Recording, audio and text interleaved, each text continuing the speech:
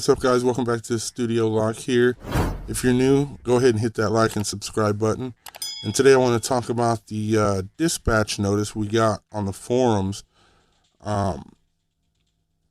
And honestly, I don't understand it. Okay, so they released a patch last night that fixed a couple of things, mainly Iron Man's 5th skill and a couple other small things, which is good, but I mean, it took them 2 days, right? 2 days to fix Iron Man's new uniform and fix that 5th skill, because he was just flying away. But it took them, what, a couple of hours, 4 hours max, to nerf the dispatch rewards by 90%, right? And they say in the notes, as you can see there, that they released it with drop rates higher than they originally planned. So you planned on giving us one, is what you mean to say. Like, I know I'm kind of rambling and ranting here, but and maybe I don't have the right to complain,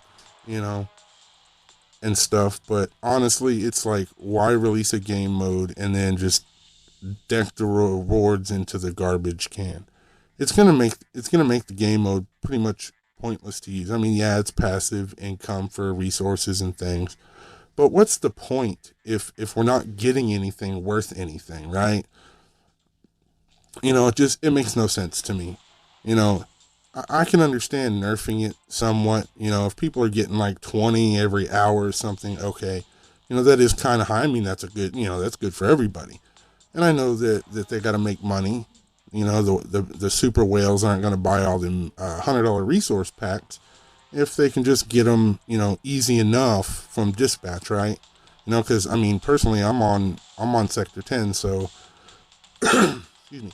So it would be easy for me to farm that, just going through using dispatch. Now, nerfing, I can understand a little bit, right? Just not as much as they did, okay? Dropping it down from, the high number that it was, maybe by 50%, 60%, okay. Give us 3-4 an hour or something maybe, right? If you add that up, maybe max it out at like 60 a day. That's reasonable, but not 90-95%. That's just pure insanity, right? The gold is nice, but it's the resources is what we're doing it for, right? We can get gold in other game modes, gold in AB, ABX, gold in co-op, dimension mission. We get gold all over the place for the most part. So I mean, the extra gold is nice, but we need the resources more, right? Anyways, I want to go ahead and that's my take on that. Feel free to disagree, agree, whatever you want. Let me know what you think and what your opinions are in the comments down below. I also want to talk about the dispatch missions themselves and how you're going to go about doing these, all right? I've looked at the forums. I've seen some people on Reddit talk about how, certain things are difficult. I'm going to give you some tips on what I do, or what I did rather, for dispatch missions. So let's go ahead and jump into it here real quick. And let's get locking down some of this content in here for you. Let's go ahead and hit these up. All right. So as you can see, I've got 1 through 9 already done. I'm on actual stage 10 here. You can see my characters dispatched, all that good stuff. Now, I know all these acquires are pretty much filled except for this 3rd sector here, which I don't know why. I guess maybe I completed extra challenges there, so I got a larger timer, which is fine. We'll check the rewards towards the end, so you can kind of check those out and see what's gotten after a max timer's waited out. Okay. For the most part, what you're going to do is each sector that you go to has a stage 1 through 5. Now, what this new game mode, supposed new game mode, reminds me of is a mix between the warp deployment in Shield Lab and the old story mode, right? Think of this as different chapters in the old story mode, okay? And each one has stages, just like old story mode, right? Which is kind of cool. And you play through, and back in the day, you'd get biometrics and gold and Norn stones, which is kind of the same. They just kind of revamped it and give different rewards now, and allow you dispatch to keep characters on those chapters, giving you passive income. Okay. Now, personally, I've noticed that universal characters are the better characters to run through these, because you do have minions of all different types, right? Then you also have the bosses of each stage. And I've also found universals with CTPs of greed to be a fair amount easier than most other typed characters, right? I have a Gene and a Silver Surfer, both with greeds, and that's the team I use. Silver Surfer lead with Gene, and then I would switch it up with either Odin. My Odin has a rage, Odin with rage, or Valkyrie. My Valkyrie is only level 61, and she doesn't even have a CTP, just for the support buff. And those literal 4 characters allowed me to cheese my way all the way up to and complete stage 9, and now I'm on 10. I'm about 6 seconds shy of completing 10, but I'll get there eventually, so I'm not worried about that too much. But those, I found universals with greeds to be the easiest way to get through them. I think all the way to Sector 8, I was still able to clear in 2 minutes for those challenges. Let's see what else. Yeah, I mean, that's pretty much the easiest way I can explain it. Let me go ahead and I'll do a Sector 7 real quick, just to show you guys. You can see this is a team that I was attempting for 10-1 that did not work out. So let me go ahead and switch to my regular team here that I used to get through most of the stages. And we'll go ahead and queue this up. We'll do 7-5. Silver Surfer is particularly good because 2 of his skills plus his T3 likes to draw enemies in for grouping, which is a nice little feature to use when you have a decent AoE, because you need to get rid of the mobs quick. And don't be afraid to use your T3, because that's going to be what kills the mobs quickest. And you want to get through this as fast as possible, because you are on a time limit, right? So going through here, kind of missed on the T3 there. We're going to just keep the flow going. And what you want to do is what I do is I kind of watch the AI play. And I try to time my T3 to pop roughly about 3/4 of the way into one of my AI characters' tier 3s. That way there's like a continuing T3. See, like Jean just popped hers. So we're going to wait, and as soon as she hits the ground, I'm going to roll through and I'm going to pop mine. Continue on. And then mine will come in and kind of shadow down any enemies left behind, so I can move forward into the stage here. All right, we're going to continue on. Let me go ahead and get rid of these guys, because they're kind of off the side here. Run through, drop my T3 real quick. Alright, let's finish them off. And see, we get that residual into the next wave, which is really, really nice. Gives us a head start to those particular mobs.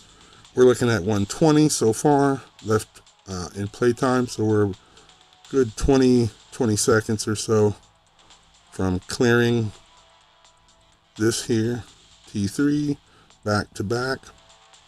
And this is what's good about the greeds, because now you see that greed proccing.